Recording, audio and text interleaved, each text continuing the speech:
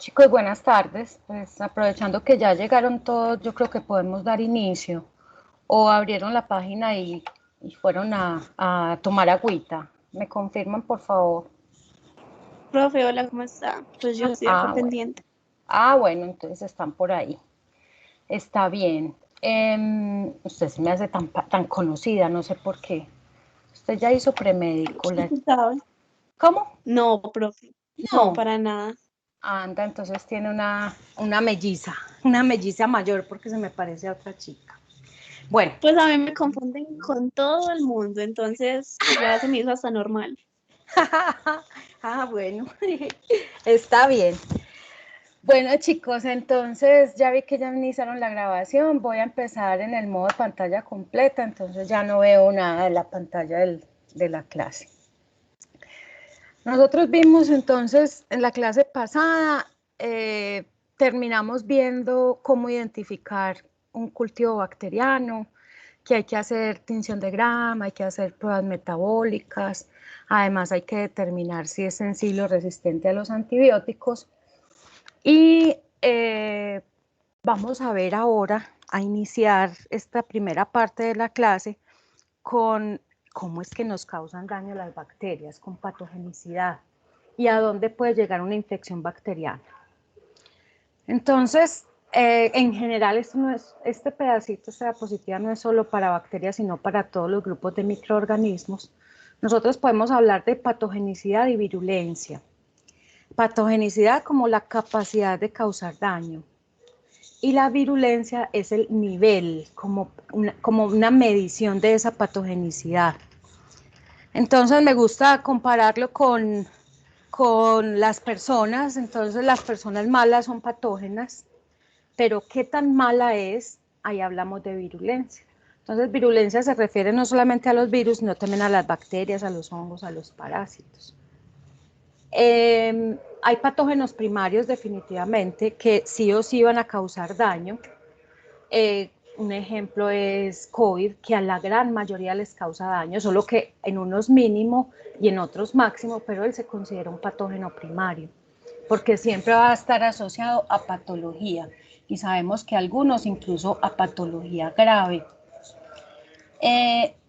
No patógenos, pues se considera la microbiota, que ya no nos causa daño, a menos que la transloque a otra localización anatómica, pero en su condición normal no nos causa daño. Entonces hay no patógenos y hay patógenos primarios. Y dentro de los patógenos primarios hay unos con mayor virulencia que otros. Por ejemplo, el virus ébola, que se asocia a África. Del virus ébola hay cepas que son altamente letales, que matan hasta el 90% de la población que infectan. O sea, 9 de cada 10. Espérenme un momentito, yo me voy a silenciar mientras termina de pasar el señor que no sé, de la papaya. Espérenme un instante.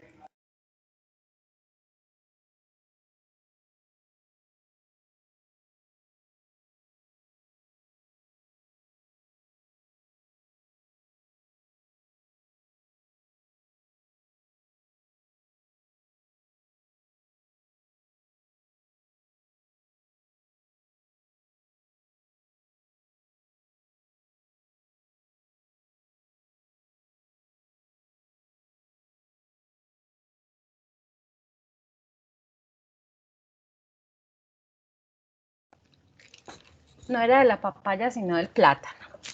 Pero bueno, ya terminó de pasar, ya por allá en la esquina, menos mal. Entonces, ay, ¿yo dónde estoy? Espérenme que creo que esta no es la presentación. Tan, seguimos aquí. Entonces estábamos aquí en comparar el grado de patogenicidad de los microorganismos. Eso se refiere a virulencia, a que unos son más virulentos que otros. Resulta que hay patógenos primarios, o sea, que siempre van a asociarse a patología en la población humana, pero hay otros que se han ido adaptando.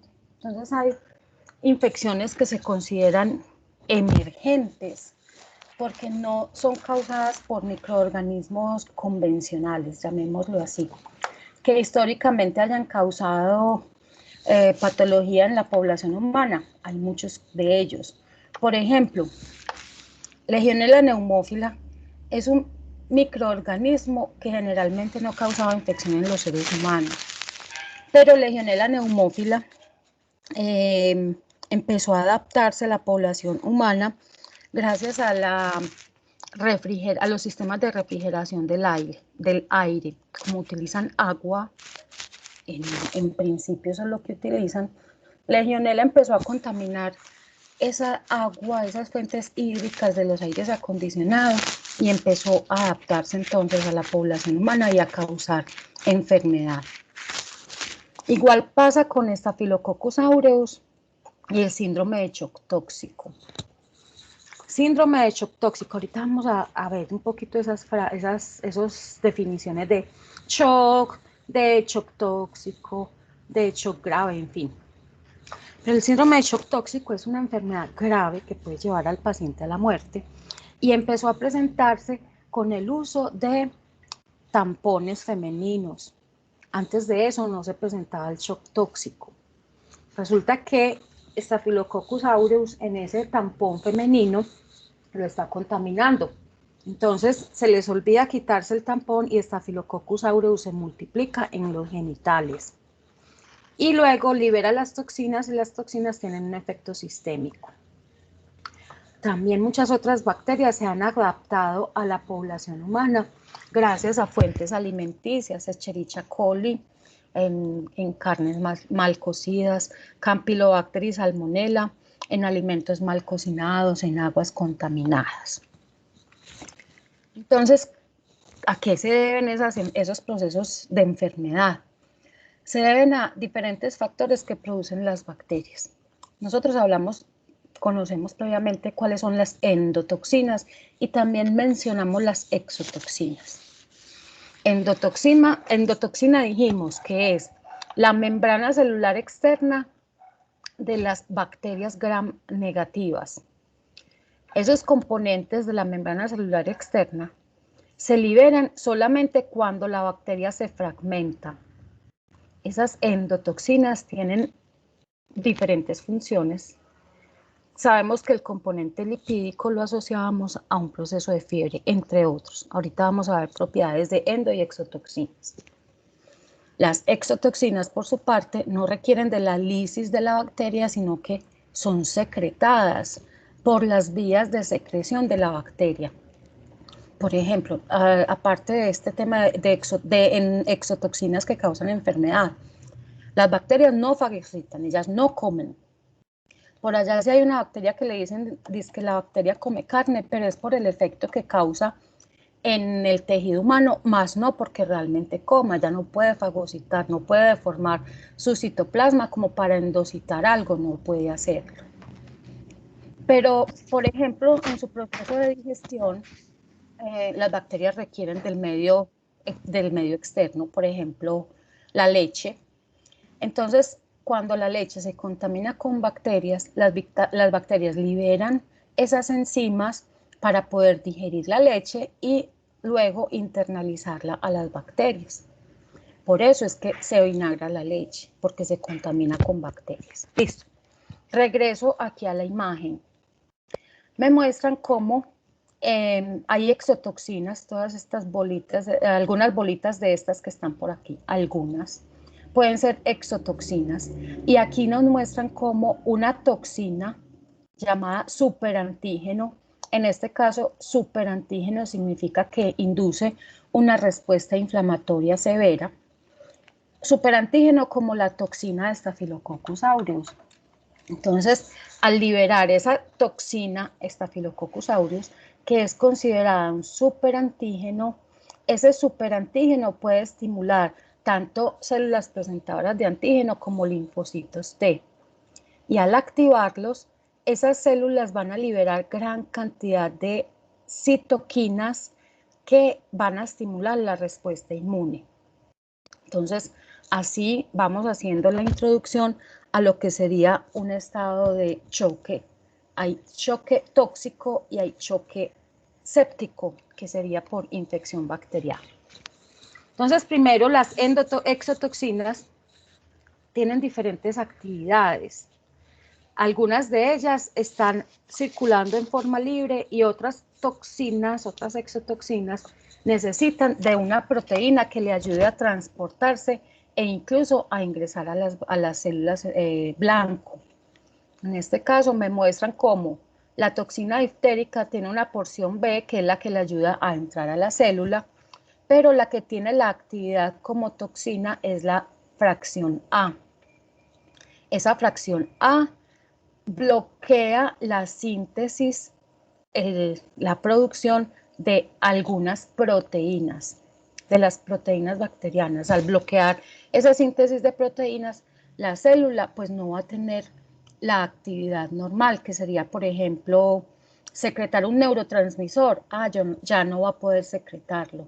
O recaptar algo, tampoco va a poder hacerlo porque al bloquear la producción de proteínas, no va a poder realizar la función, reitero, la célula blanco. Esas exotoxinas, esto es realmente un tema largo que no vamos a entrar en él, solamente vamos a mencionar cómo esas exotoxinas, al igual que otras proteínas que produce la bacteria, son liberadas por diferentes mecanismos. Acá me muestran una gram positiva. ¿Cómo sé que es gram positiva? Porque tiene una sola membrana, celular. Entonces nos muestra cómo hay una vía de secreción general a través de la cual proteínas que se encuentran en la membrana citoplásmica son capaces de excretar, de liberar la proteína. Un poco más complejo sería el sistema de secreción de las gram negativas, porque sabemos que al tener doble membrana celular, digamos que tienen doble barrera. Pero también aprendimos que en el espacio periplásmico hay proteínas de transporte. Entonces, diferentes tipos de proteínas son secretadas a través de diferentes sistemas de secreción.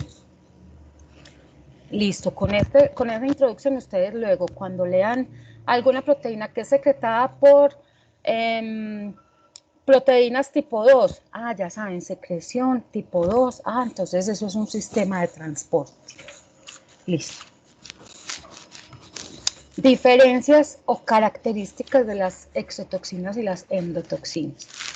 Lo primero y más importante es que las endotoxinas son producidas exclusivamente por bacterias gram negativas, mientras que exo, gram positivas y gram negativas las puede sintetizar.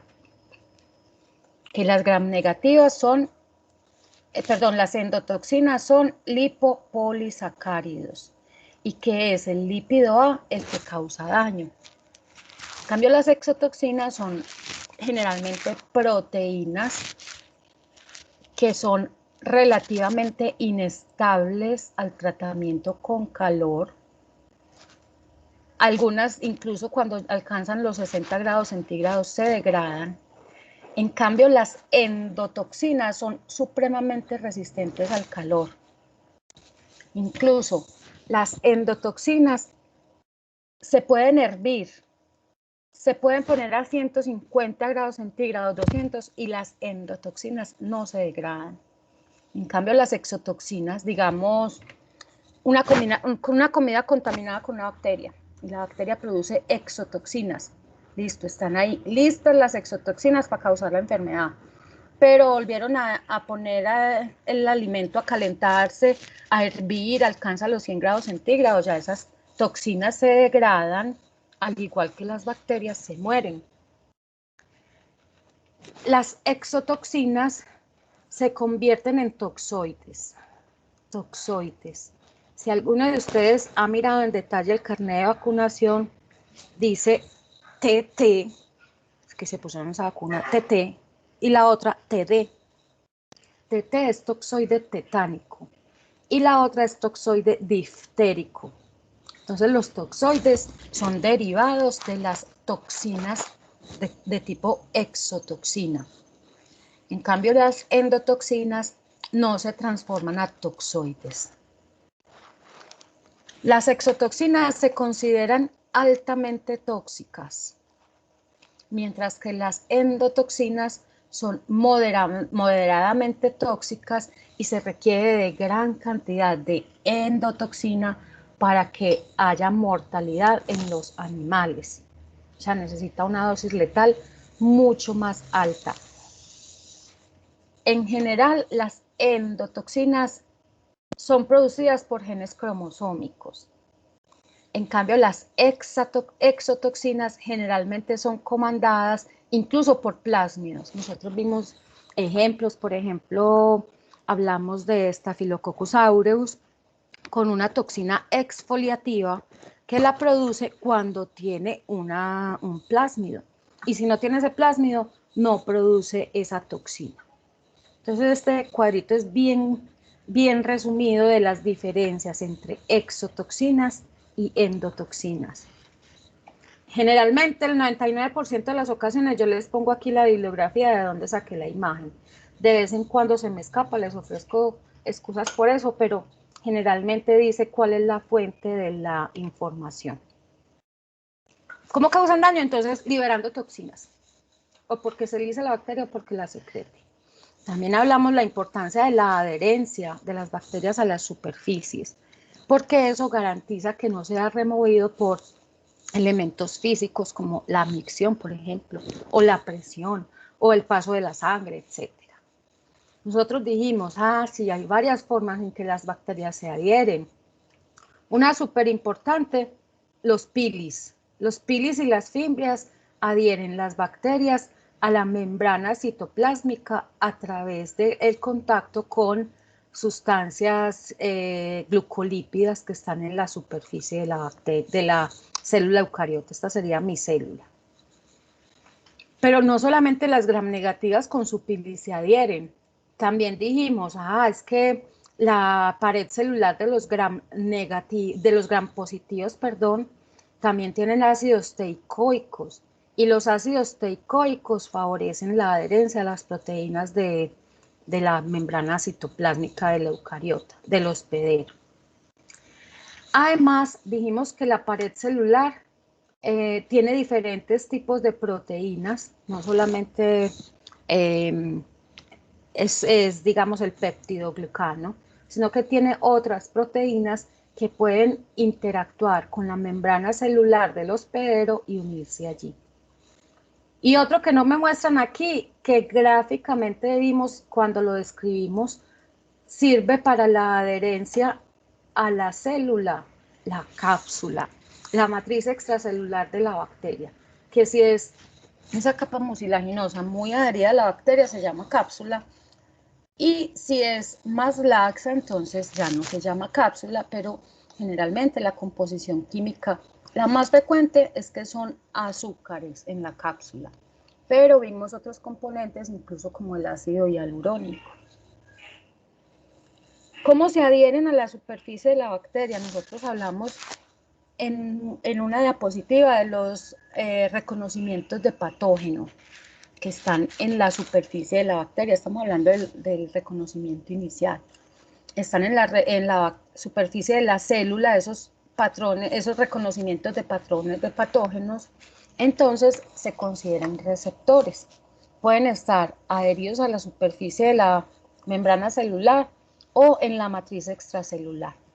Entonces la interacción de estos receptores con las adhesinas son las sustancias o el elemento que se encuentra en la superficie de la bacteria. Esa primera interacción puede tener consecuencia al interior de la célula. Entonces aquí nos muestra, vea, empezó agarrándose la bacteria a los receptores como de a poquito, y ya aquí les muestra cómo se acercó mucho más a la célula e incluso estableció nuevas conexiones con otros receptores de la célula eucariota. Entonces, por lo general, las adhesinas, o sea, los componentes bacterianos, son de carácter proteico, carbohidratos o ácidos teicoicos, y hay diferentes receptores en la célula que en la diapositiva que vimos de reconocimiento de patógenos, de secuencias de patógenos, Hablamos de receptores tipo manosa, fibronectina, diferentes componentes químicos como glucolípidos o glucoproteínas.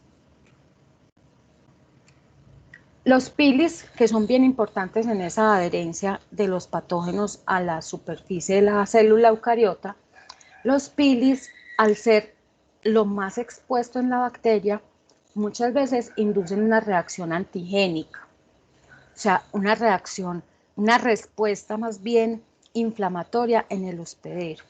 O sea, al ser bastante antigénicos, inducen respuesta. Quiere decir que mi sistema inmune podría reconocer esos pilis y bloquearlos. Pero resulta que hay bacterias que tienen sistemas de variación antigénica que van a presentar diferentes estructuras en las proteínas del pili, en la pilina, y con eso van a ser menos reconocidos por el sistema inmune. Un ejemplo de esa variación antigénica se considera las proteínas de membrana abierta, se conocen como OMP, y esas OMP están presentes en unas bacterias de género Neisseria gonorrhoeae, que se conocen como gonococos. Entonces, hay una variación en su genoma que lleva a que los pilis varíen. ¿Cómo ocurre? Rápidamente vemos aquí que hay diferentes secuencias genómicas en el genoma de la bacteria que determinan la producción de pilina. Entonces, hay expresión diferencial de ese genoma. Hay unos que están activos y otros que están silenciados. Entonces, puede expresar en unas ocasiones uno y en otras ocasiones otro. O, mejor aún para la bacteria, puede haber recombinación entre esas secuencias genómicas que determinan la producción de la pilina. Puede haber o recombinación o puede haber mutación.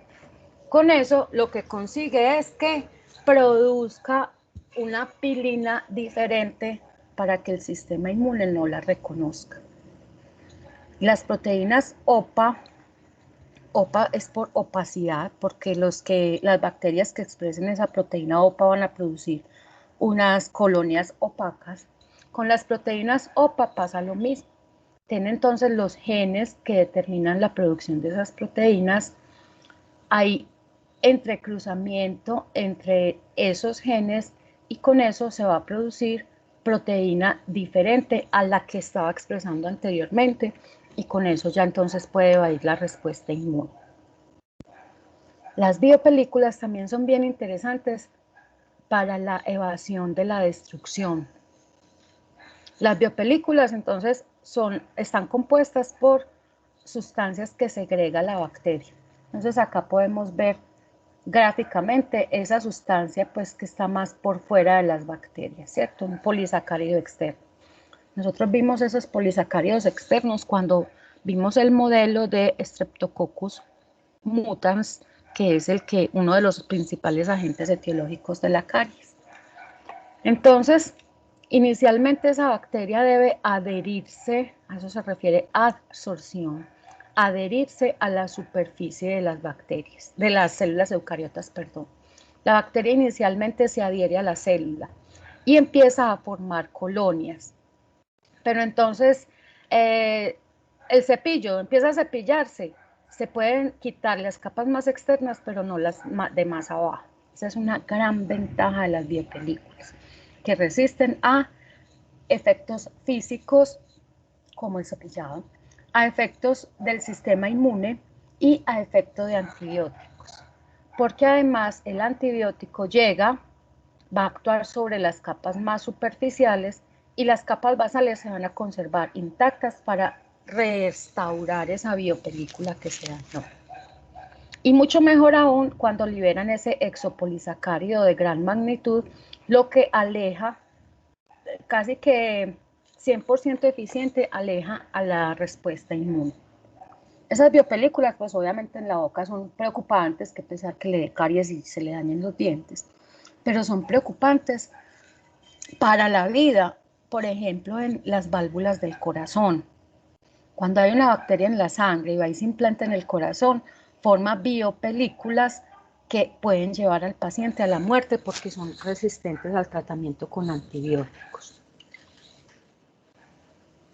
Esas bacterias que nos colonizan, pues hablamos ahorita de cómo se multiplican aquí en la superficie, son bacterias extracelulares. Hay bacterias intracelulares facultativas, o sea que pueden replicarse al interior de la bacteria, pero no lo necesitan.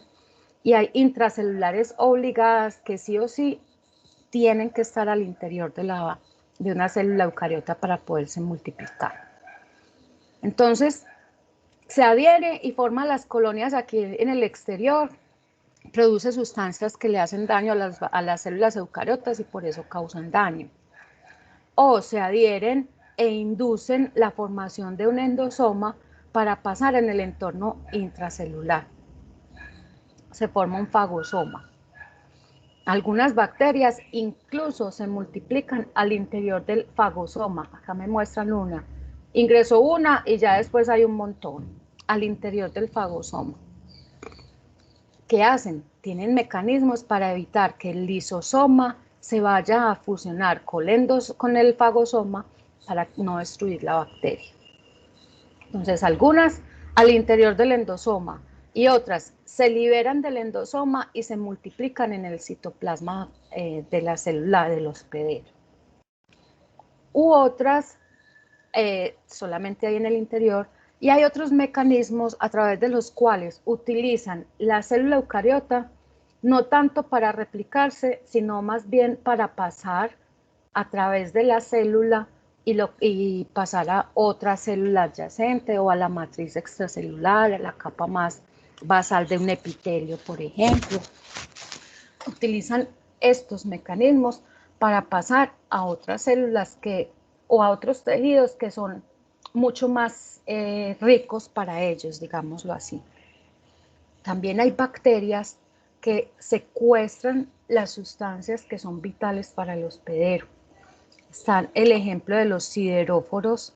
Con los sideróforos, esas proteínas que forman los sideróforos, se roban el hierro del hospedero, o sea, compiten con el hospedero por el hierro, y el hierro es sumamente importante para nosotros.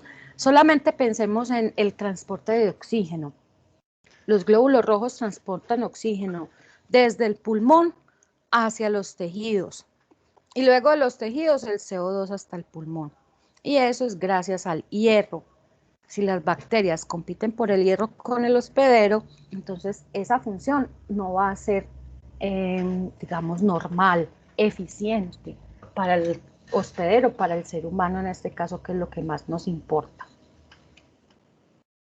Como consecuencia de eso que acabamos de ver, de las exotoxinas que son las más abundantes, algunas endotoxinas, de la multiplicación, de la producción de sustancias de desecho, todo eso lleva, ahora aquí vámonos con infección, que es lo que nos interesa, todo eso lleva a una respuesta inflamatoria, que es normal.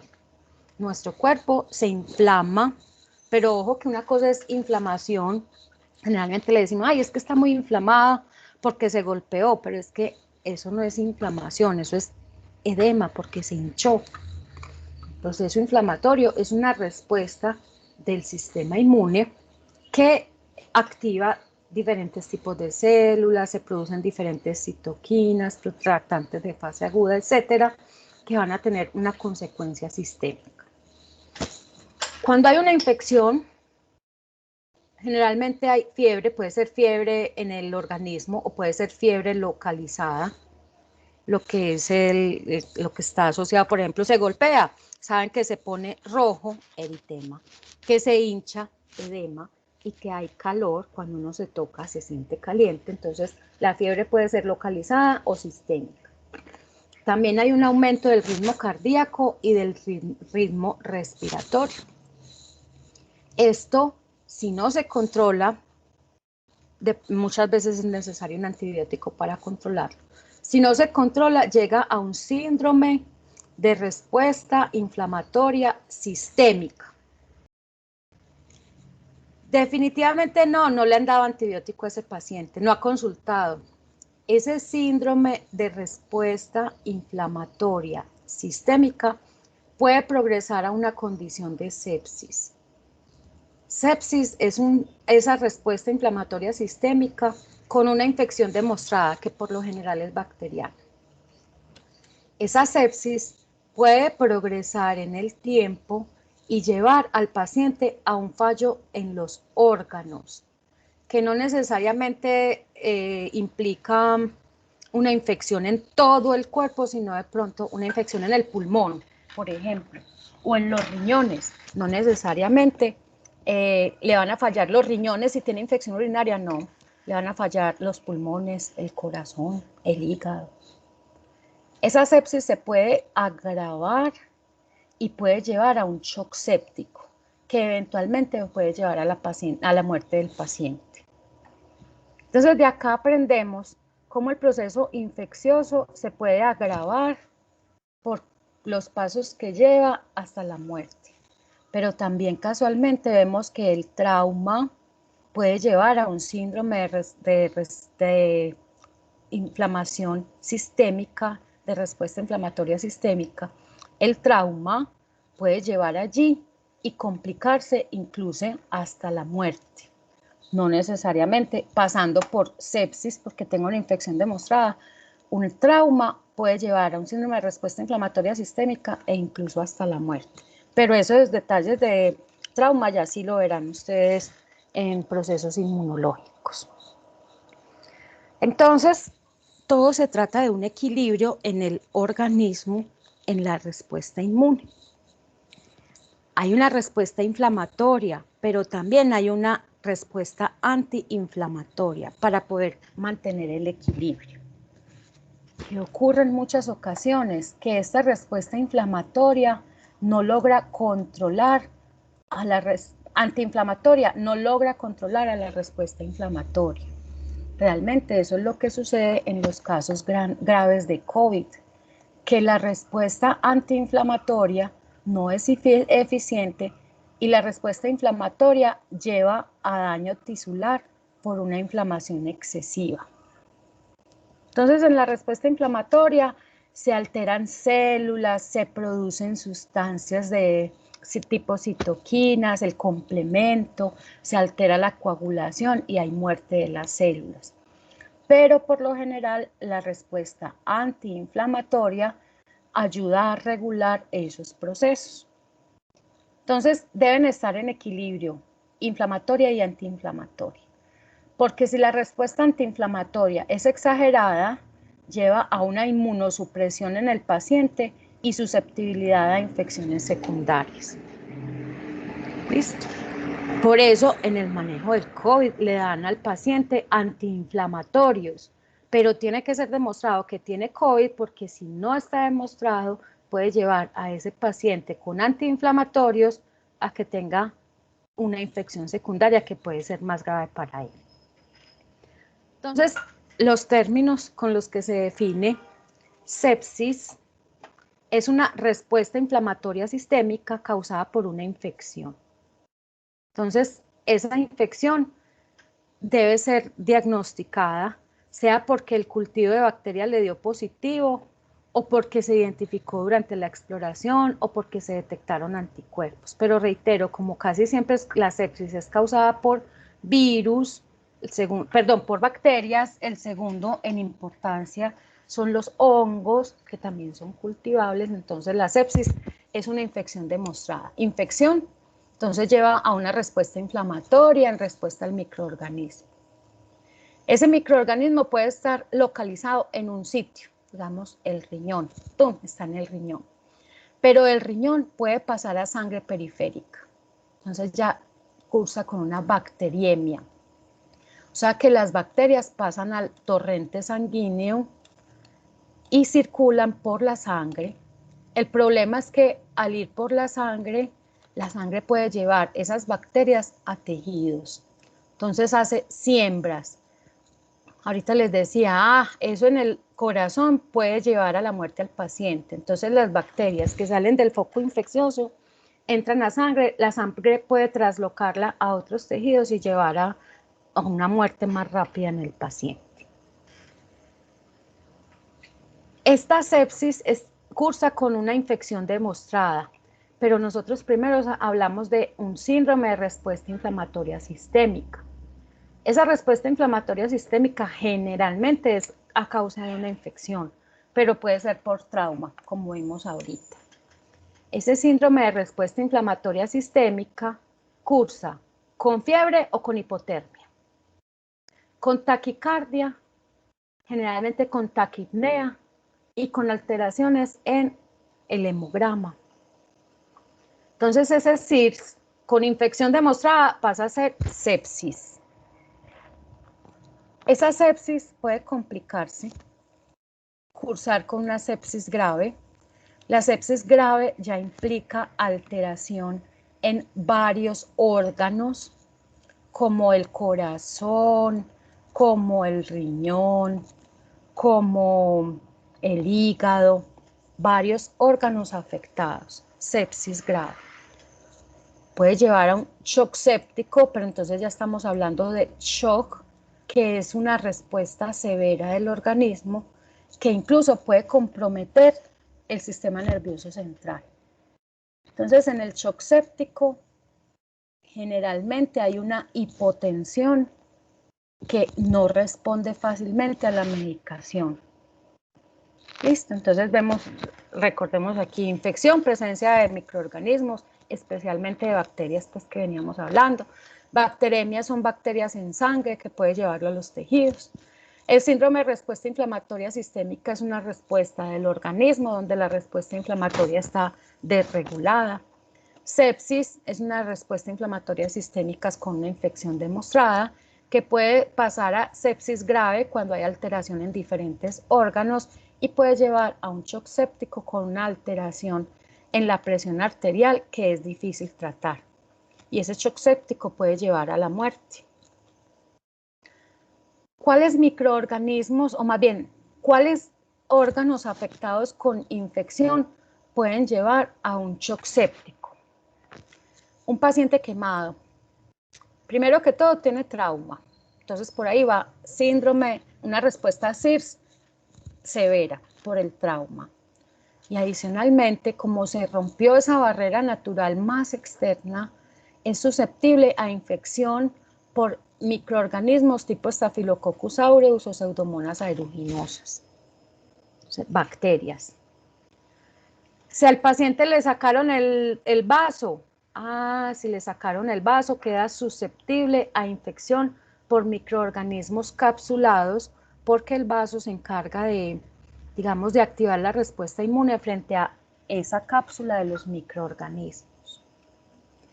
El paciente con infección por el virus de la inmunodeficiencia humana, ojo, que no es el VIH directamente al que mata al paciente, sino que ese VIH altera la respuesta inmune, entonces no solamente estos dos microorganismos que están acá, sino múltiples microorganismos pueden llevar a la muerte del paciente. Nos acordamos que los neutrófilos son súper importantes, los primeros respondientes en la respuesta, en la infección, por bacterias. O sea que un paciente que tenga neutropenia, es decir, disminución en el recuento de neutrófilos, está susceptible a infecciones bacterianas principalmente. Nos mencionan Pseudomonas aeruginosa y Staphylococcus aureus en primera medida. Y también aprendimos que los neutrófilos ayudan en la respuesta a los hongos más pequeños, en este caso del género Cándida. Hay factores, o sea, esto depende de lo que le pasa al hospedero, que ya no tiene vaso, que está infectado por VIH, que tiene neutropenia o está quemado. Pero incluso en el hospital, estos factores que dicen acá extrínsecos ofrecen un factor de riesgo muy importante para la introducción de microorganismos y que lleve a un choque séptico grave en el paciente. Por ejemplo, sonda urinaria. Claro, las sondas urinarias muchas veces son necesarias, pero en otras ocasiones las usan sin que sea así mandatorio. El problema es que esa sonda urinaria se va a dejar por largos periodos de tiempo y hace susceptible al individuo a infecciones bacterianas. Miren que no entramos en detalle en lo que dice en este lado de la columna, más bien estamos describiendo cómo estos factores de riesgo pueden llevar a procesos graves. La nutrición parenteral, o sea que esa persona por alguna razón no usa su sistema digestivo.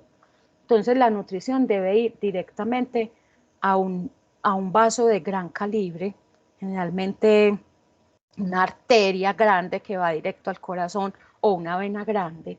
Entonces, como cada X tiempo le están introduciendo líquido en ese vaso, al igual que con un catéter vascular, se están manipulando constantemente, entonces llevan a que muy probablemente el paciente desarrolle una infección, incluso por bacterias de la piel, y posteriormente desarrolle un choque séptico. Para detectar o diagnosticar la sepsis, esto es más informativo, no vamos a entrar en lo que dicen cada uno. Sepsis, recordamos, una respuesta inflamatoria sistémica con una infección demostrada, va a afectar en el organismo en general y órganos específicos. Entonces, ¿cuáles son esos órganos? El riñón, el vaso, los pulmones, el corazón y el sistema nervioso central. Como son tantas variables, aquí vemos, son muchas variables las que se usan para el diagnóstico de sepsis. Hay un resumen, decidieron los médicos, decidieron establecer una regla, como una medida para el diagnóstico de sepsis y lo denominaron Quick SOFA. Entonces, por eso nos pintan acá un sofá. Quick SOFA le da como una puntuación, que si su paciente tiene esa condición, le pone un punto, que si tiene ese otro requisito, le da otro punto, así hasta obtener una cifra que comparada con los estándares internacionales va a determinar que su paciente está en condición de sepsis o de shock séptico, porque aquí le dice sepsis si le da la matriz SOFA y shock séptico si además del sofá tiene, en ese dibujito me gustó mucho, si además del sofá tiene también una mesa, ¿cómo se dice? Un nochero. Bueno, la matriz Quick SOFA, Quick viene por rápido, va a medirle el nivel de conciencia, la presión arterial, la frecuencia respiratoria. Dependiendo de cómo tenga esos factores, le va a decir, su paciente tiene sepsis. Si tiene alteración en la conciencia, o sea, está como muy dormido y usted lo llama y no despierta, o le mueve los brazos de eso que ensayan y le levantan, usted está acostado y le levantan una mano. Si a usted le sueltan la mano, usted no va a dejar que la mano le caiga en la cara ni por nada, pero un paciente que tiene alterado el nivel de conciencia, le levantan la mano sobre la cara y la sueltan y se da la cachetada al mismo paciente porque su conciencia está comprometida. La presión arterial que está muy bajita o la frecuencia respiratoria está muy alta, entonces rápidamente le dice la matriz SOFA que tiene una sepsis con una infección demostrada. Y el shock séptico pues ya lleva unas condiciones adicionales. El shock séptico, esta gráfica me pareció bien interesante porque contiene muchas cosas que no les voy a preguntar en microbiología jamás, ni cómo lo maneja, que si tiene que estar en UCI, a partir de cuándo, pero de acá sí quiero resaltar cosas para la vida, no solamente para el curso, sino para la vida. ¿Cuáles personas están más propensas a presentar un shock séptico? Las personas de edad avanzada y los más pequeñitos. Adicionalmente, las personas que tienen otras enfermedades. Y el paciente hospitalizado, como ya le están invadiendo sus venas, sus arterias, ya está en un factor de riesgo de desarrollar un choque séptico. Y el choque séptico tiene una alta tasa de mortalidad. ¿Qué lleva al choque séptico? Sabemos que la respuesta inflamatoria sistémica, claro, esa respuesta inflamatoria sistémica, gracias a la presencia principalmente de bacterias, le siguen en orden los hongos, pero también virus y parásitos pueden llevar a un choque séptico. Entonces, inicialmente, la respuesta inflamatoria sistémica, pero también los productos de los microorganismos. Entonces, acá nos hablan de las toxinas liberadas por las bacterias o por los hongos, y que lleva al paciente a que la presión arterial esté bajita. Esa presión arterial bajita lleva a alteraciones en diferentes órganos. Ahorita les mencioné cuáles, no los repitamos. Y esas alteraciones pueden llevar al shock séptico. Aquí les cuentan cuáles son los síntomas, porque hay un aumento en la frecuencia respiratoria, disminución en la presión arterial, alteraciones de conciencia, etc. Los factores de riesgos, pues obviamente un paciente con enfermedades que comprometan su sistema inmune, como leucemia, linfoma, la infección por VIH que lleva a SIDA, que tenga malformaciones a nivel de los riñones o del hígado, una infección reciente, cirugías, por supuesto. Aquí está el link, pues el link no, la dirección de donde lo saqué, porque no es que le hagamos clic y nos lleve hasta allá. Listo. Vamos a parar, voy a mirar el reloj. 5 minuticos para que empecemos con virus, como para que descansemos ahí las bacterias, como que bueno, vamos a cambiar de tema, entonces en 5 minutos retomamos, ¿listo?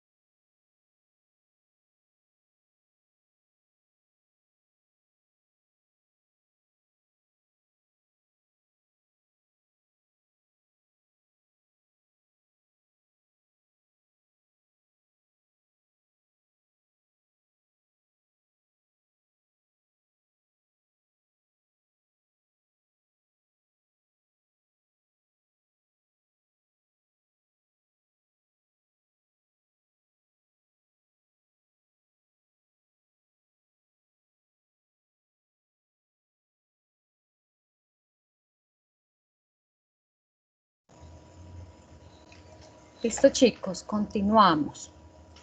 ¿Me confirman, por favor, que están viendo la pantalla? Sí, señora, sí se está viendo. profe. Listo, muchas gracias. Están atentos.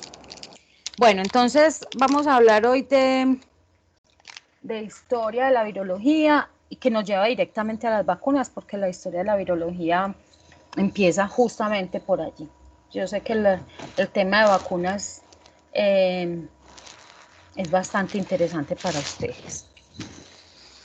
Entonces, antes de hablar qué es de la historia, hablamos de qué es un virus. Nosotros venimos hablando de virus con los bacteriófagos. Estas son microfotografías electrónicas de bacteriófagos. Nosotros aprendimos que con esos bacteriófagos ocurre el proceso de transducción y que esa transducción puede cursar con un ciclo lítico o con un ciclo lisogénico, ¿cierto? Esos virus, para poder infectar una célula, sí o sí tienen que contactar receptores. Por eso los bacteriófagos no nos infectan a nosotros, porque nosotros no tenemos receptores para ellos. Parecen módulos lunares, entonces ya los de las teorías de los alienígenas ancestrales dicen que es que de ahí sacaron el diseño de los bacteriófagos, de las naves de los extraterrestres, en fin. Y vimos la forma que tenían como como un rombo superior, que es el que contiene el genoma, otras proteínas aquí y otras con las que contacta la bacteria. Los virus históricamente, así como vimos en la primerita clase, que todos los microorganismos, los virus también se han asociado a enfermedades. Enfermedades inicialmente que no eran mortales, pues de lo primero que se habló fue del resfrío. El resfrío que a todos nos da mínimo 2 veces al año. Virus que se inhalan, pero no es la única ruta de transmisión, porque también hay virus de transmisión sexual y virus asesinos misteriosos como el virus ébola. La palabra virus viene de la palabra veneno. Veneno porque para esterilizar soluciones se utilizan filtros, papeles, con poros muy pequeños. Tengo una pregunta. Sí. ¿Todo virus en sus inicios fue mortal? No. Porque, por ejemplo, el resfriado, recuerdo algo que vi en el colegio, que cuando llegaron a América los españoles, los contagiaron los indígenas y por eso fue una causa de muerte en América. Entonces, ¿Pero cuáles se murieron, los españoles o los indígenas? no, los indígenas, porque no tenían como las defensas. Muchas gracias. Ahorita vamos a hablar de eso. Discutamos aquí primero de dónde, tranquilo que yo exactamente esas palabras las voy a usar en un par de diapositivas más adelante. Entonces, virus viene de la palabra veneno, porque esas membranas que se utilizan aún para filtrar, para esterilizar soluciones, esas membranas tienen poros de 0.22 micras. Hagan de cuenta que es un colador, pero con los huecos infinitamente pequeños. Entonces, hasta ese entonces se conocía que los microorganismos no podían atravesar esos poros de la membrana. O sea que si había una sustancia contaminada con microorganismos, la filtraban a través de esta membrana, ya cuando salía el líquido estaba estéril. Entonces empezaron a notar enfermedades, estudiaron primero las de plantas, enfermedades en las plantas que se podían transmitir. Y quisieron saber cuál era el agente etiológico, entonces lo filtraron. Resulta que en la membrana no quedó nada. Y con este filtrado que pasó a través de esa membrana de 0.22, con este inocularon nuevas plantas y las plantas se enfermaron. Entonces, por eso decían, no, eso no es un microorganismo, eso es un veneno. Y de allí, pues obviamente no en español, sino en el idioma correspondiente, de allí viene la palabra veneno, virus de veneno. No todos con los virus es malo, los virus también mantienen activo nuestro sistema inmune. Hay virus que se utilizan para terapia génica. ¿En qué consiste? utilizan virus manipulados genéticamente. A esos virus manipulados les retiran la información genómica que causa el proceso de enfermedad y en cambio le ponen información genómica que determina la producción de alguna sustancia de la que carezca un paciente. Un ejemplo bien bonito es este de una paciente, una niña. Profe, qué pena, ¿me podría repetir esa parte? Es que no le logré escuchar muy bien. Vale, yo la repito contándoles la historia que pasó. Había una niña que no producía una sustancia, una enzima, y por no producir esa enzima, esa niña presentaba enfermedades infecciosas a repetición. Entonces carecía del gen que producía la adenosina desaminasa. No tenía el gen. Como los virus son parásitos intracelulares obligados, sí o sí se tienen que replicar al interior de las células. Entonces manipularon genéticamente un virus. A ese virus le retiraron la información genómica que hacía que enfermara y en cambio le pusieron la información genómica para sintetizar esta enzima. Entonces luego este virus manipulado genéticamente se lo introdujeron a la niña y ella empezó a producir adenosina desaminasa, porque el gen más bien que determinaba la producción de adenosina desaminasa estaban los virus. Los virus infectaron a la niña y luego entonces a partir de la secuencia genómica viral empezó a producir esa enzima. Con eso la niña pudo estar libre de infecciones durante un largo periodo de tiempo. Profe, Señor. entonces la terapia génica básicamente es inducir como genomas a partir de virus. Inducir genomas, no, introducirlos. Introducir. Ajá, y no tanto genoma, pues que hablamos de genoma de algo grande. Lo que se introducen son genes, o sea, secuencias específicas para producir algo. Eso suena maravilloso porque muchas enfermedades podrían ser tratadas así. El problema es que igual es un virus. El sistema inmune va a detectar que eso no es de la persona. De hecho, esa niña años después volvió a desarrollar la enfermedad. Entonces el sistema inmune lo remueve. O peor aún, puede suceder que ese virus mute y termine dejando de producir lo que queremos que produzca y más bien le puede producir una enfermedad al individuo. Pero la eso pasa igual con las, metedora. Dime. eso pasa igual con las vacunas. Parecido. Sí, parecido puede pasar con las vacunas. Bueno, hay virus que causan obviamente epidemia, estamos en una de las peores, pandemia, y puede causar cáncer. Para nadie es nuevo en este grupo que el virus de papiloma puede causar cáncer de cuello uterino, pero no es el único modelo. Hay, por ejemplo, hepatitis B puede causar cáncer de hígado. Por eso ustedes con la vacuna están previniendo una forma de cáncer. Pero no solamente hepatitis B, sino también hepatitis C. Y muchos otros virus pueden causar transformación en las células, llevándonos a un proceso cancerígeno.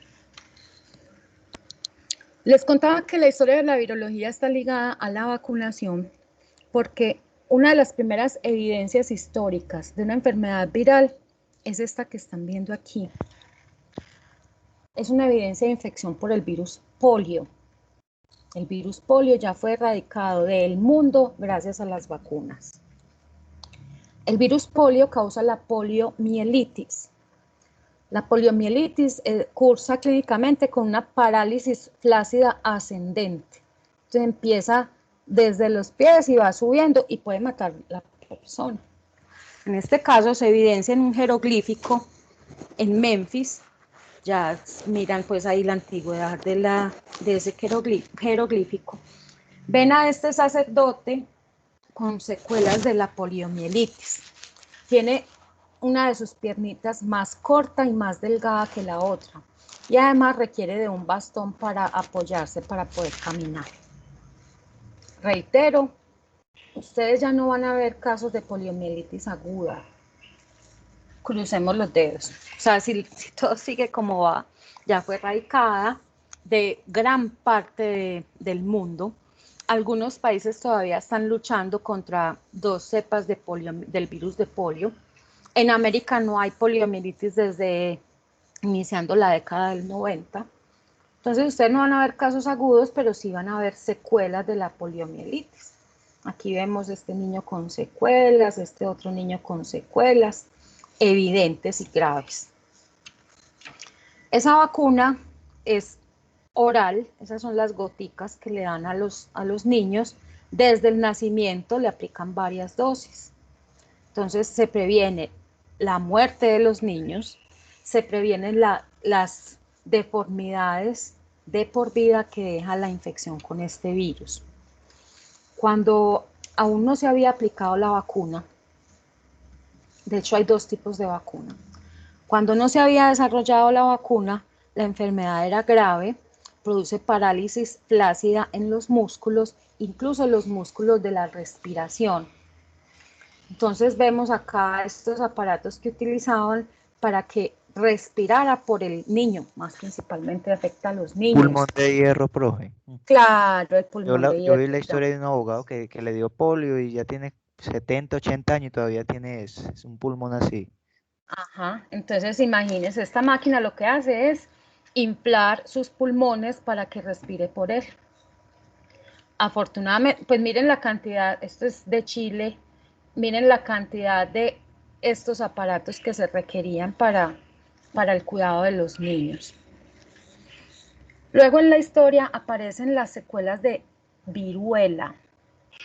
Incluso en estos días en Discovery había un programa de la viruela como arma biológica. La viruela, que causa un exantema, este virus, un exantema maculopapular diseminado, incluso vesicular, puede llevar a la muerte de una gran cantidad de individuos. Esta viruela luego deja cicatrices, entonces a los que no mata los deja con cicatrices. Y obviamente las cicatrices en la cara son más evidentes. Entonces encuentran una momia que data de esta época que muestra evidencias, cicatrices en su cara del virus de la viruela. Como es un virus que causa la muerte en gran cantidad de las personas que infecta, desde muchos años, hace muchos años, están buscando cómo contener la enfermedad, incluso desde China antes de Cristo. Pero aquí llegando a lo que nos contaba ahora el compañero, recordemos que la respuesta inmune se establece frente a lo que entra a mi cuerpo. Lo que mi cuerpo no conoce, no lo va a atacar, no voy a tener una evidencia de eso. Resulta que obviamente los indígenas en América no tenían, aquí no había viruela, entonces no tenían ningún tipo de memoria inmunológica.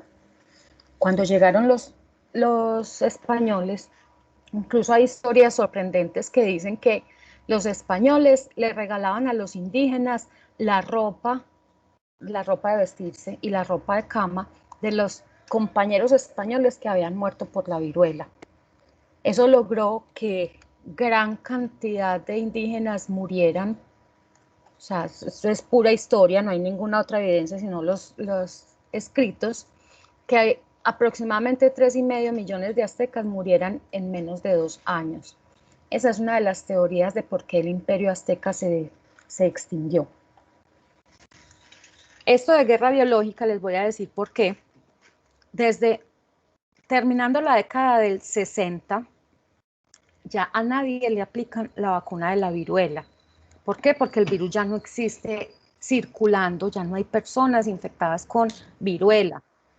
Ni siquiera a mí me pusieron la vacuna. Quiere decir que yo, que soy la más vieja acá, creo yo, ni siquiera yo tengo células de memoria, ni anticuerpos. Por eso, si se llega a liberar este virus, porque manos criminales lo multipliquen en el laboratorio, obtengan grandes cantidades de virus, como se adquiere por la ruta inhalatoria, entonces nadie puede dejar de respirar, nos infectamos y gran porcentaje de la población moriría gracias a esa infección. Y los que no mueren quedan con cicatrices. Y se pueden extinguir poblaciones, así como les conté del Imperio Azteca. Entonces, como es una enfermedad tan antigua, desde China, 1000 años antes de Cristo, ya la querían prevenir. Ellos usaban una técnica llamada variolación. En esa variolación, como les muestran acá, lo que hacían era macerar las costras de las personas que tenían viruela. Quitaban esas costras, las maceraban y luego se las inoculaban a personas que no habían tenido viruela, se las ponían en la nariz. Algunas personas les daba viruela, pero a otras no les daba viruela y después podían cuidar pacientes con viruela y no se enfermaban. Entonces, desde allá viene el estudio de la inmunología, desde de la viruela y desde la peste que nos contamos el otro día. Después hubo una variación de esa inoculación intranasal y lo que usaban era la pus, el material purulento de una vesícula de un paciente enfermo, lo ponían en una pequeña herida en un paciente que nunca había tenido viruela. A algunos les daba viruela y otros quedaban inmunes frente a ella. Pero de la palabra vacuna solamente se empezó a hablar desde Edward Jenner. Edward Jenner, muy observador, notaba que las vacas tenían una enfermedad parecida a la viruela, pero afectaba solamente sus ubres. Y además notó que todos en el pueblo tenían cicatrices en la cara, menos las mujeres que se dedicaban al ordeño. Esas mujeres tenían cicatrices en las manos, pero no en la cara. Entonces, ese análisis lo llevó a concluir que algo de eso que se adquiría por el ordeño de la ubre de las vacas las protegía. Entonces, Edward Jenner, miren la época, Edward Jenner lo que hizo fue obtener un fluido de las lesiones de los nódulos de una ordeñadora y eso lo inoculó en el brazo de un niño.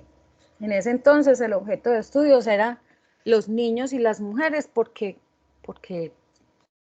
no tenían, según ellos, no tenían capacidad de decisión e incluso algunos dicen que ni pensaban, dejémoslos así.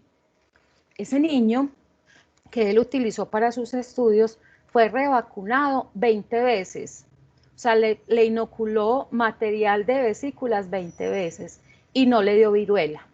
Solo que cuando eso, pues la tuberculosis estaba en su apogeo y murió bastante joven, pero por causas diferentes a la viruela. Éxito de vacunación total. De polio les dije, está casi extinta, hay algunos países donde todavía hay polio, pero de viruela les cuento que, les reitero que desde finales de la década del 60, esperen un momento por favor.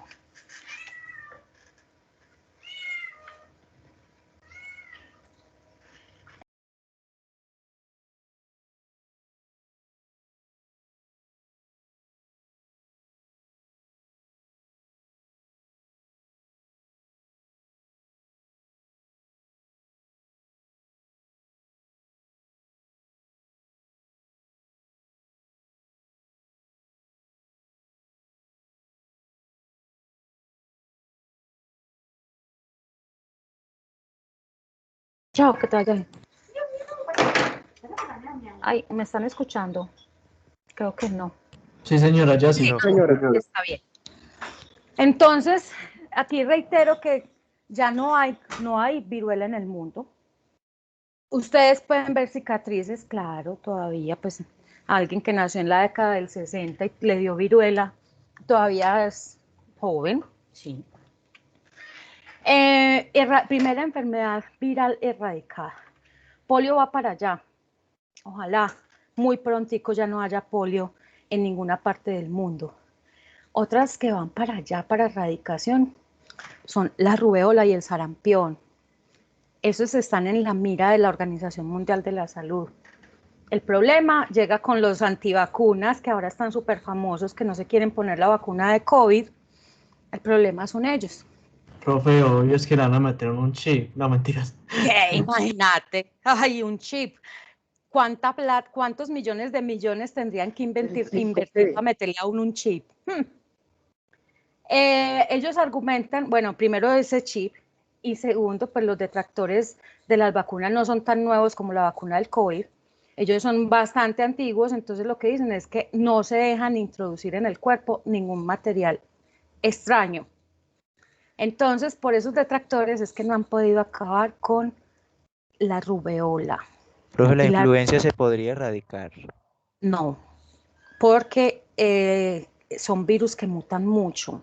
Así como nos han dicho con coronavirus que la cepa de Brasil, que la de Inglaterra, que no sé qué, esas son variantes genómicas. Igual pasa con influenza, que muta mucho y por lo tanto, cuando ya mi sistema inmune se preparó, listo, hizo una respuesta eficiente, mutó y mi cuerpo tiene que volver a empezar a producir esa respuesta. Por eso es que cada año le dan a uno la vacuna. Cada año lo tienen que vacunar, exactamente, por la variación antigénica. Solo que de influenza se conoce ya muy bien, que influenza ha estado en la humanidad desde hace muchísimos años. La pandemia de 1918 dejó muchas lecciones. No sé, los que les gusta ver televisión o leer, saben que esa se llamó la gripe española y entre 1918 y 1922 mató más de 40 millones de personas alrededor del mundo. Entonces, dejó muchas lecciones. Entonces, volviendo a viruela, Pregunta, dime. si el ébola es un virus, ¿por qué? Y tenía, pues, mataba de 2 personas una, ¿por qué no se logró expandir así? Porque eso es más que todo condiciones económicas, porque está en un continente, llamémosle pobre, no disfracemos, es un continente pobre. Y los viajes entre esas poblaciones donde son más afectadas, los viajes entre esas poblaciones y el ámbito internacional son muy infrecuentes. Entonces, no ha logrado salir de manera eficiente del continente. Algunos individuos sí han salido, los que se dedican a labores humanitarias, entonces por ahí algunas enfermeras, monjitas, en fin, pero han sido casos muy aislados y han salido del país bajo estrictas condiciones de aislamiento. Y no se ha desarrollado vacuna porque es un virus tan letal que ni siquiera se puede manipular en el laboratorio, porque hay alto riesgo de que las personas que lo manipulan se infecten y se mueran. Esa es una explicación legal. Y la que no debería decir yo es la de motivos económicos. No hay una vacuna porque no afecta a la gente que tiene plata. Donde salga de allá y le dé a los gringos o a los ingleses o a los franceses, ahí mismo desarrollan una vacuna. Esta historia de viruela, ojalá sucediera así con todos, pero no. Esta historia de viruela, ¿se acuerdan que les conté que Edward Jenner notó que las vacas, cowpox, cow es de vaca, cowpox, el virus de las vacas, viruela de las vacas, y este es el virus de la viruela humana. Pero son de la misma familia de virus. O sea que comparten muchas secuencias del genoma y por tanto comparten muchas proteínas, siendo virus diferente, pero de la misma familia. Entonces, gráficamente les muestran aquí que tiene triangulito el de la vaca, triangulito el del humano, que tiene esta estructura verde y esta estructura verde. Entonces, Edward Jenner inmunizó al niño con virus de las vacas. Entonces, el cuerpo del niño estableció una respuesta para el virus de las vacas. Quiere decir que produjo una respuesta inmune celular y humoral. Aquí les muestran la humoral de memoria, los anticuerpos. Estos anticuerpos reconocen todas las partes del virus. Esta estructura verde, el cuadrito rojo que es solo de cowpox, todas las partes del virus, porque nosotros ya aprendimos que no se establece una respuesta frente a una proteína grande, sino frente a epítopes antigénicos. Entonces, esa respuesta inmune de memoria que le quedó al niño Lo protegió posteriormente de la viruela porque reconoció de manera inespecífica algunas secuencias proteicas del virus del humano, el virus de la viruela de los humanos. Profe, ¿y no debería pasar lo mismo, por ejemplo, con lo de la vacuna del COVID? Ojalá, por eso les contaba al principio, esto sucede con viruela, ojalá pasara con todos, pero no. Ni con COVID, que es lo más reciente, ni con influenza que dijimos ahorita.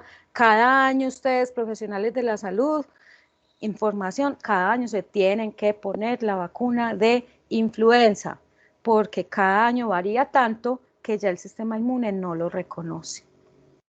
Esto ocurre con viruela y con muy contados otros modelos virales. Con el resto no ocurre, ni modelos virales ni de bacterias, o sea, hay específicas para cada cosa.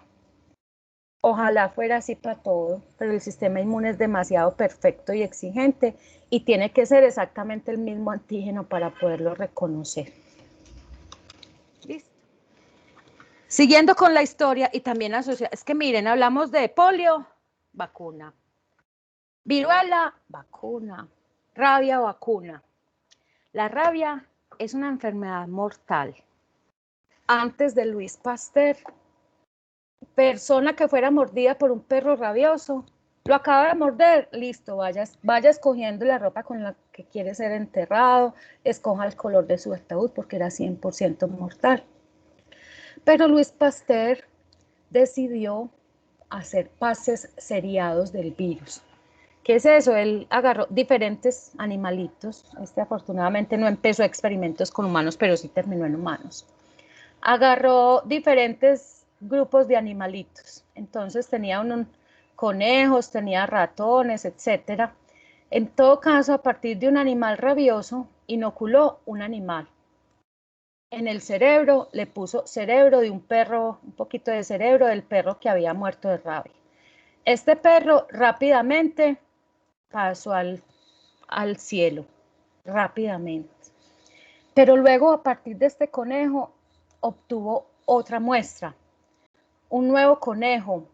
Este se murió, vamos a inventar aquí, se murió en 7 días.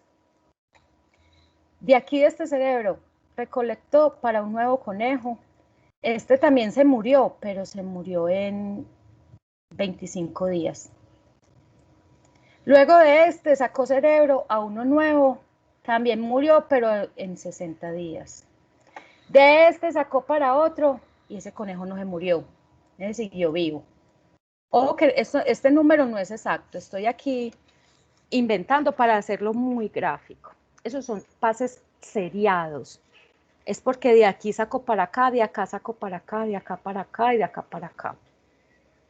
Hasta que consiguió ese virus que no mataba a los animales. Ese virus igual lo inactivó con formol y se lo puso a un niño. Siempre ensayaban pues con niños y con mujeres.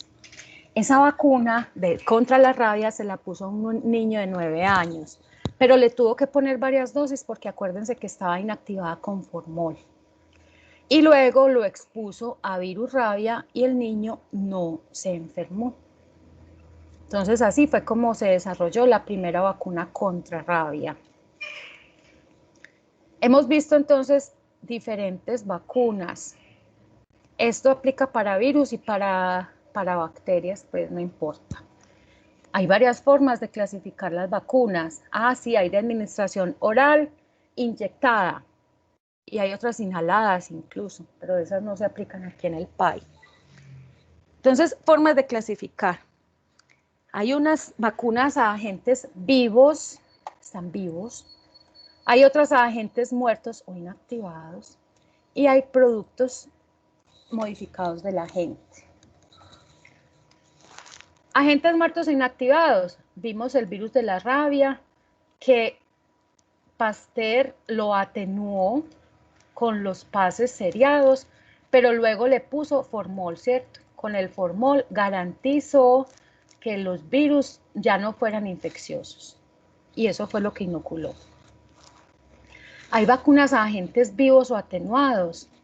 el ejemplo de la viruela, porque Edward Jenner, lo que hizo fue recolectar la vesícula, lo que tenía la vesícula de la señora Sara ordeñadora, y lo inoculó en un individuo, en el niño. Eran virus vivos porque lo sacó directamente de la vesícula de Sara y se los puso al niño. Y los productos modificados son los producidos por ingeniería genética. Un ejemplo muy claro es la hepatitis B que se ponen todos ustedes. En la vacuna de hepatitis B no les ponen todo el virus, sino que les ponen una proteína del virus. Esa proteína, digamos que este es el virus, mamarracho ahí. Esa vacuna tiene, perdón, este virus tiene en la superficie una proteína de superficie. Entonces, proteína de superficie, ¿qué se les ocurrió llamarla? S, tan poco creativos. El antígeno S o proteína de superficie es lo que se pone en la vacuna. Y esa proteína S la producen en modelos de bacterias, utilizan plásmidos, manipulan el plásmido, le introducen el gen que codifica el antígeno de superficie, se lo meten a bacterias o a levaduras. Esas bacterias o las levaduras producen esa proteína S y luego la purifican y esa es la vacuna. Entonces, cuando se le pone a una persona la vacuna a agentes muertos o inactivados, supongamos que le pone 100 virus, supongamos que los puedo contar y le puso 100 virus.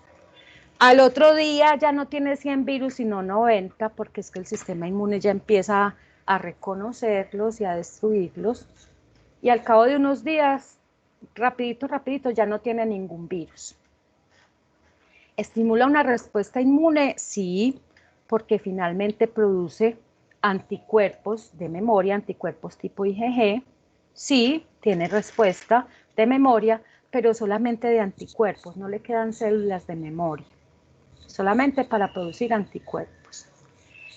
En cambio, en el modelo de agentes vivos, supongamos que de viruela también pudo contar y le pusieron 100 virus, están vivos, esos de la viruela de las vacas. Al otro día ya no tiene 100 virus, sino que tiene 2 millones de virus, porque se multiplican. Esos virus infectan células, se multiplican, solo que no tienen la capacidad de enfermar al ser humano. O si lo enferma, es una enfermedad leve. Entonces ya no tiene 100 virus, sino 2 millones de virus que van a inducir una respuesta inmune tanto de células como de anticuerpos. Por su parte, en estos productos modificados de la gente, recuerden que en la vacuna de hepatitis B le pusieron antígeno de superficie. Esperen, aquí me devuelvo. Aquí, viruela. Entonces, produjo anticuerpos, ¿se acuerdan? Contra el triangulito, el cuadrito, el tunelcito, anticuerpos contra varias partes del virus. Y le quedó células de memoria contra varias partes del virus. Ahora me devuelvo aquí. En hepatitis B les pusieron antígeno de superficie, o sea que van a producir anticuerpos contra antígeno de superficie. No van a producir anticuerpos contra nada más, ni van a tener memoria contra nada más. Por eso es que las vacunas de agentes vivos o atenuados generalmente son 1 o 2 dosis. Ejemplo aquí de esta de agentes vivos o atenuados, la de fiebre amarilla, le ponen virus vivos y por eso es que lo revacunan por allá cada 10 años y eso, que se sabe que dura hasta 25 años la protección. La de la viruela era una sola dosis. La triple viral le aplican 2 dosis y ya quedó protegido para toda la vida. En cambio, la de agentes muertos o inactivados hay que ponerle dosis de recuerdo. Y de productos modificados de la gente, sí que es cierto. De hepatitis B, ustedes saben que se pusieron 3 dosis y cada 5 años tienen que volver a recordarle al sistema inmune. Oiga, acuérdese del antígeno de superficie. Ah, sí, verdad, produce otra vez anticuerpos. Pero va pasando el tiempo, 3 años, se le va olvidando, 4, a los 5 otra vez, vea, acuérdese. Necesita refuerzos. Ahí entendemos por qué, dígame. cuando dan un refuerzo de la influenza, porque hay personas que les da como gripitas, cuando hacen ese refuerzo, da como una gripa. A ver, eso es muy controversial, porque lo que le ponen no debería causarle gripa. Además que la ruta de inoculación es inyectada. Digo controversial no para usted, sino eso es algo vox populi. Hay mucha gente que dice, yo no me pongo la vacuna porque me da gripa. Hay mucha gente que queda susceptible después de que se pone esa vacuna. Pero reitero, eso es, pues haciendo el análisis del contenido de la vacuna, no tiene sentido, porque ese virus que le ponen no se puede multiplicar eficientemente, y más va por la vía de inoculación inyectada intramuscular, y la gripa está a nivel del tracto respiratorio. No, sí tiene lógica. Ajá, entonces es controversial. Lo otro es, las vacunas, cuando son virus, se multiplican, chévere, no necesita estimular el sistema inmune porque solo el virus lo estimula. Pero cuando son agentes muertos o cuando son productos de la gente, en este caso antígeno, en coronavirus, en el COVID lo que están poniendo es RNA mensajero, hay otra que utiliza proteína, el caso es que no se multiplica. En estos casos es necesario que pongan incluido en la vacuna una sustancia que incremente la respuesta inmune. Generalmente eso que inoculan causa inflamación. El objetivo de que cause inflamación es que muchas células del sistema inmune vengan al sitio donde se inoculó la vacuna para que reconozcan el antígeno y se activen. Entonces, por eso le queda doliendo el sitio de inoculación. Sea o porque los virus se multiplicaron ahí, o porque en estos dos casos le ponen una sustancia que causa inflamación. Esas sustancias se conocen como adyuvante. Cuando puedan revisar por ahí, ustedes se dejan chuzar y no saben ni qué les pusieron. Entonces, estas vacunas traen un adyuvante y el adyuvante estimula la respuesta inmune. Uno de los adyuvantes más utilizados es el aluminio. El aluminio, eso fue lo que parece que les causó, lo que dicen que les causó daño a las chicas en la costa que se pusieron la vacuna de papiloma. Pero después de un análisis profundo se dieron cuenta que no fue a la vacuna, sino que eso fue un fenómeno de histeria colectiva, porque le dio incluso a mujeres que no se vacunaron. Inicialmente dijeron, no, eso es el aluminio que tiene la vacuna y las intoxicó, pero realmente no fue eso lo que sucedió. Entonces, esos adyuvantes hacen que le duela el sitio donde le pusieron la vacuna, le duele, se le inflama, se le pone rojo y caliente gracias a la presencia de esos adyuvantes. Listo, interesante de todo esto de las vacunas. Este dibujo me gusta mucho porque les muestra, me permite contarles la diferencia entre vacunas a virus vivo o vacunas a virus inactivado. Estas son vacunas de polio. Las vacunas que van por vía oral incluyen virus vivos. Hay 3 tipos de polio, 1, 2 y 3, y de los 3 tipos de polio van en la vacuna. Y hay otras que son inyectadas, pero las vacunas inyectadas no llevan virus vivos, sino virus inactivados. En Colombia todavía es mandatorio aplicar la vacuna oral. Hasta que no desaparezca del mundo no pueden dejar de aplicarla oral. Cuando ya nadie en el mundo tenga polio, pues quizás dejan de aplicar la oral y se quedan solamente con la inyectada por un tiempito más, hasta que ya definitivamente no hay polio en el mundo y no se vuelve a poner la vacuna. Entonces les muestra la respuesta de IgA, producción de IgA y de IgG y de IgM con las diferentes vacunas. La raya continua con virus oral y la raya discontinua con virus inyectados. Nos acordamos que la IgA es secretora, ¿cierto? Que está en las mucosas. Y resulta que el virus polio, que causa parálisis flácida, que causa paro de los músculos de la respiración, ese virus ingresa por la ruta digestiva. Entonces, ¿qué sería lo mejor si entra por la ruta digestiva? ¿Qué sería lo mejor producir en el cuerpo para evitar la infección? La respuesta es IgA, porque esa IgA que esté ahí en la mucosa del intestino va a evitar que el virus infecte a ese individuo, ¿cierto? A estos pacientes, pues ese grupo de estudio, los inocularon, unos con la vacuna viva, a virus vivo, y otra con la vacuna a virus inactivado. Con vacuna a virus vivo vemos que se produce inmunoglobulina A en la nariz, en el duodeno, pero que con la vacuna inyectada no se produce ni en la nariz ni en el duodeno. Quiere decir que esa respuesta se perdió. O sea que con la vacuna de virus de inactivados, el virus puede infectar las células epiteliales del intestino y puede pasar al torrente sanguíneo.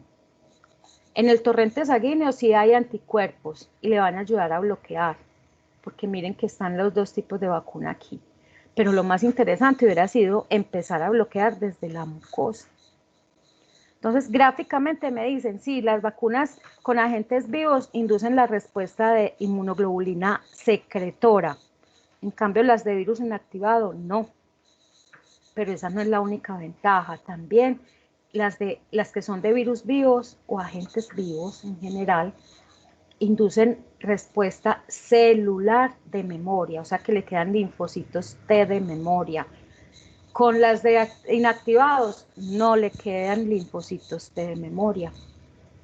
Pero también tienen desventajas, obviamente. Las vacunas a agentes vivos requieren refrigeración, congelamiento. La de COVID no es vivo, sino que el RNA es demasiado sensible a la temperatura. Pero en general, las de agentes vivos requieren congelación y las de agentes inactivados se pueden refrigerar. Entonces, obviamente, si piensan en vacunación en poblaciones de difícil acceso, las vacunas a agentes inactivados son mejores porque las pueden transportar en una neverita. En cambio, si tiene que ser congelado, imagínense el paseo con esos agentes congelados. No pueden llevar el congelador hasta el monte. Vamos a ver entonces estructuralmente y químicamente qué es un virus. Recordemos que los virus no son células, no pertenecen a ningún reino de la naturaleza, solamente se pueden replicar al interior de células vivas, pueden ser bacterias, los bacteriófagos, o células vegetales, a los vegetales también les dan virus, en fin. Los virus constan de un ácido nucleico, que puede ser o DNA o RNA. Eso los hace diferentes a los otros agentes infecciosos, porque todos los agentes infecciosos tienen DNA como información genómica. Los virus pueden tener DNA o RNA. Entonces, un virus es un ácido nucleico rodeado por proteínas virales que forman una cápside. Entonces, mínimo son, un virus es más bien un ácido nucleico y proteínas virales que forman la cápside. Juntos, el ácido nucleico y las proteínas de la cápside se conocen como nucleocápside o nucleocápsida, como dice en este texto. Cualquiera de las dos formas, cápside o cápsida.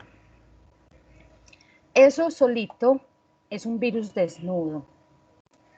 Y un virus envuelto, además de la nucleocápside, tiene proteínas de envoltura. Esas proteínas de envoltura virales están mezcladas en una bicapa lipídica que proviene de la célula que infectó. O sea que en la envoltura, este virus tiene proteínas virales y proteínas celulares. Eso nos lo vamos a explicar otro par de veces en este ratico que nos queda. Entonces, químicamente un virus que tiene un genoma, que puede ser DNA o RNA, si su genoma es DNA es más grande y si es RNA es más pequeño. Tiene las proteínas virales de la cápside, solamente son virales. También tiene proteínas con actividad enzimática, mínimo si es DNA lleva una DNA polimerasa, o si es RNA lleva una RNA polimerasa, lleva enzimas. Y además puede tener una envoltura lipídica. No es que si es envuelto y le quitamos la envoltura ya se convierte en desnudo, no. Para que sea infeccioso, un virus desnudo es desnudo y un virus envuelto es envuelto. Si se le daña la envoltura a un virus envuelto, ya queda inactivado. Listo. El genoma, empezando de adentro para afuera. El genoma, dijimos, DNA o RNA. El DNA puede ser de cadena sencilla o de doble cadena. El RNA puede ser de doble cadena, de cadena sencilla, o hay virus que son RNA que se retrotranscriben a DNA. De cadena sencilla, entonces de doble cadena, lo que es de doble cadena tiene una cadena positiva y una negativa. Porque nos acordamos que es sentido 5', 3', el sentido en el que se lee el genoma. Esos son los de polaridad positiva. Y los de polaridad negativa van en el sentido opuesto. Entonces los RNA de cadena sencilla tienen o polaridad positiva o polaridad negativa. RNA de cadena sencilla de polaridad positiva es reconocido por los ribosomas porque está en la orientación adecuada. Y esos ribosomas van entonces allí a polimerizar los aminoácidos de acuerdo al RNA de transferencia y el anticodón. Los de polaridad negativa requieren que la RNA polimerasa, de polaridad negativa, la RNA polimerasa lo transcribe a uno de polaridad positiva y ahí sí de polaridad positiva es reconocido por los ribosomas para producir proteínas. ¿Cómo así? ¿Qué fue eso tan horrible? Espérenme. RNA. Bueno, puede ser DNA de doble cadena, DNA de cadena sencilla, RNA de doble cadena, RNA de cadena sencilla, polaridad positiva o negativa. Que es de polaridad positiva, los ribosomas lo reconocen, se comporta como un RNA mensajero y traducen proteínas. Los de polaridad negativa no son reconocidos por el ribosoma. O sea, miren que esta línea continua me dice que es RNA mensajero y que de una vez traduce proteínas. Los de polaridad negativa, obligatoriamente a partir de polaridad negativa, una RNA polimerasa dependiente de RNA tiene que sintetizar uno de polaridad positiva que se comporta como RNA mensajero. A partir de RNA de polaridad positiva se sintetizan las proteínas. Y hay otros poquitos, aquí estaría el virus de la inmunodeficiencia humana, que tiene RNA de polaridad positiva, está listo para los ribosomas, pero no se va directo por esa vía, sino que primero hace transcripción reversa. O sea que a partir de RNA produce DNA. Y luego el DNA con las RNA polimerasas, el DNA con RNA polimerasas produce RNA mensajera. Dependiendo de esto, de si es de polaridad positiva o negativa, de doble cadena o de cadena sencilla, hay una clasificación taxonómica de Baltimore. No me la aprendo, no. Hay grupo 1, 2, hasta grupo 7. Dependiendo del tipo de genoma que tiene, lo clasifican en esa escala de Baltimore en grupo 1, 2, 3, 4, hasta 7. El objetivo de estos genomas es producir proteínas, claro, pero también obviamente hay que multiplicar estos genomas. Los virus, en el proceso de replicación, no es que de un virus salen dos virus, no. A partir de la lectura del genoma se producen gran cantidad de proteínas también se replica el genoma, entonces gran cantidad de copias de genoma y salen muchos virus a partir de 1 o 2 que hayan infectado una célula. No después de crecimiento exponencial como vemos en las bacterias, no. Entonces, así, de acuerdo al genoma, están clasificados y los diferentes tipos de genoma también están descritos acá. Por fuera del genoma, inmediatamente, ¿qué sigue? La cápside. La cápside, recordemos que son proteínas exclusivamente virales. Esas proteínas de la cápside se pueden arreglar de 2 formas generalmente, helicoidal e icosaédrica. La icosaédrica forma un icosaedro, tiene 20 caras, generalmente cada carita está compuesta por 3 tipos de proteínas diferentes, podríamos hacer así, entonces este es un tipo de proteína, este otra y esta otra, forman una cara y 20 caras forman el icosaedro. Entonces, simetría icosaédrica. Y la simetría helicoidal se da cuando las proteínas de la cápside están en contacto estrecho, íntimo con el genoma del virus. Esta simetría helicoidal es casi que propia de los virus RNA. Entonces, aquí vemos, simetría helicoidal es como si se formara un tubo. El genoma RNA está aquí, está enrollado en espiral y las proteínas de la cápside están asociadas directamente con el genoma. Si este tubito lo volteáramos al corte, con un corte transversal, podríamos ver a través de él. Simetría helicoidal. Simetría icosaédrica, tiene forma de icosaedro o de cubo. Cada una de estas proteínas, de esas caras, se llama un capsómero y cada capsómero está formado por mínimo 3 proteínas. Entonces aquí gráficamente me dicen proteínas BP1, BP2 y BP3. Esas se llaman proteínas estructurales porque forman parte de la estructura. Pero también hay proteínas no estructurales que tienen actividad enzimática, como las polimerasas. Si es DNA puede tener helicasas, topoisomerasas, girasas. Puede llevar todas esas proteínas el virus. Esa cápside es lo más expuesto al medio externo en los virus desnudos. Pero en los virus envueltos, lo más externo son las proteínas de envoltura. Acordémonos que la envoltura tiene proteínas virales y proteínas del hospedero allí. Químicamente hablando, la envoltura es una bicapa lipídica que obtiene el virus de la célula de la que acabo de salir. Bicapa lipídica. Ahí están proteínas virales y proteínas celulares. Entonces, químicamente hablando, me regreso a esta diapositiva.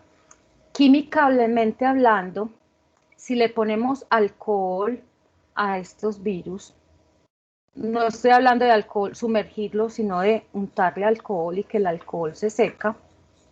Esto que tiene lípidos se daña y esto que son proteínas no se daña tan rápido como este. ¿Cierto? El virus, el SARS-CoV-2, es envuelto y por eso la desinfección con alcohol, el lavado con jabón daña la envoltura. Para que los virus desnudos se dañen, el lavado de manos tiene que ser extenso, no es de que uno se llega, se moja, jabón, se restriega, se lavó, ya. No, para destruir los virus desnudos hay que hacer un lavado intenso. Incluso hay virus desnudos que son resistentes al tratamiento con hipoclorito de sodio, otros incluso son resistentes a solventes orgánicos. Profe, le hago una preguntita. ¿Esos antibacteriales también protegen pues contra todo lo del COVID? Virus. Con virus sí, con COVID sí, virus envueltos. El problema es que esos antibacteriales tienen otros aditivos, además del alcohol y de la glicerina, tienen otros aditivos a los que se pueden hacer resistentes las bacterias. Entonces, cada vez hay mayores resistencias en bacterias, incluso a los antibacteriales que guardamos en los tarritos. Eso es un grave problema. Pero contra COVID sí son eficientes. Ojo, etanol al 70%, porque a veces que les sale más barato a los fabricantes, entonces no le ponen 70%, sino menos. Ahí es el problema. Pero sí es eficiente el alcohol al 70%. Esa envoltura la pueden adquirir generalmente de la membrana citoplasmática, o sea, lo que está más externo de la célula, porque cuando el virus envuelto va a salir, se lleva el pedazo de membrana celular. Pero en otros modelos puede adquirir la envoltura a partir de otras membranas celulares. Por ejemplo, en este caso, por transitosis por el aparato de Golgi, se lleva la envoltura del aparato de Golgi, o del retículo endoplásmico, o de la membrana nuclear. Entonces, resumiendo aquí para dejar por hoy, ¿un virus qué es? Un genoma con unas proteínas estructurales de cápside y las enzimas que necesita. Esto juntico es una nucleocápside y es un virus desnudo. Una nucleocápside más unas glucoproteínas de membrana, la membrana citoplásmica. Esa membrana pues ya sabemos que lleva proteínas virales y proteínas celulares. Esto es un virus envuelto. Y reitero, no es que si es envuelto y le quitamos la envoltura ya quedó desnudo, no. Para que sea infeccioso, un virus envuelto tiene que tener su envoltura intacta y el virus desnudo pues debe tener sus proteínas intactas. Diferentes formas y tamaños de los virus. Los más pequeñitos son los bacteriófagos, ahí están, y los picornavirus, que son esa es la familia del virus de polio.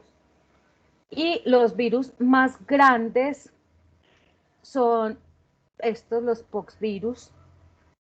Ahí están el virus de la viruela, los poxvirus, que alcanza casi el tamaño de la bacteria más pequeña, que es del género Clamidia. Entonces, ¿cómo clasificamos los virus? Dependiendo del genoma, hay virus DNA, RNA de polaridad positiva, de polaridad negativa. De acuerdo a la presencia de envoltura, virus envueltos, virus desnudos. Listo. Entonces, podemos dejar hasta aquí hoy. En la clase del jueves ya empezamos con sistema taxonómico y replicación. ¿Listo, chicos? Espero que hayan aprendido, que les haya gustado la clase. Muchas Voy a gracias, bajar profe. la asistencia. Muchas gracias a ustedes por la atención. Voy a bajar la asistencia por aquí. Y repasen para que resolvamos dudas que de pronto tengan en la próxima clase. Chicos, que tengan buena tarde. ¿Cómo? En la plataforma hay algún taller o algo que podamos realizar como para retroalimentar. No, de esto directamente no hay nada ya en la plataforma. Yo creo que lo mejor sería que lean el tema del libro, ya que escucharon la clase, comparen lo que leen con lo que vimos en clase y traigan las dudas que tengan. Profe, ¿cuál es el nombre del libro? Cualquier libro de microbiología, puede ser el Microbiología Médica de Murray o Microbiología Médica de Jawetz o el de Microbiología de las Infecciones Humanas, que lo tienen ustedes acceso por la plataforma. ¿Han utilizado la plataforma para revisar los libros? No. Pero ya les enseñaron. Sí. Bueno. Ahí hay un libro. Buscan el libro en la CIB, CIB, la CIB, que es Corporación para Investigaciones Biológicas, CIB. Ahí está el de Microbiología de las Infecciones Humanas. Ese tiene muy bien explicado esto que acabamos de ver de morfología y composición de los virus. Microbiología de las Infecciones Humanas se llama. Voy a escribirlos aquí.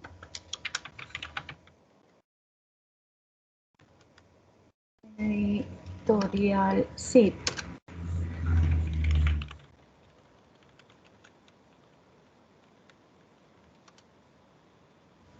tienen acceso a ese libro a través de la biblioteca virtual. Y también tienen el de Murray por el Sevier. ¿Listo, chicos? Listo, profe, Muchas gracias. gracias. Está bien. Gracias a Gracias, ustedes. profe. Chao, hasta Chao, luego. chao. Muchas gracias. Hasta luego. Chao. Chao. Chao. Chao, Hasta chao. luego, profe. Feliz tarde. Igualmente.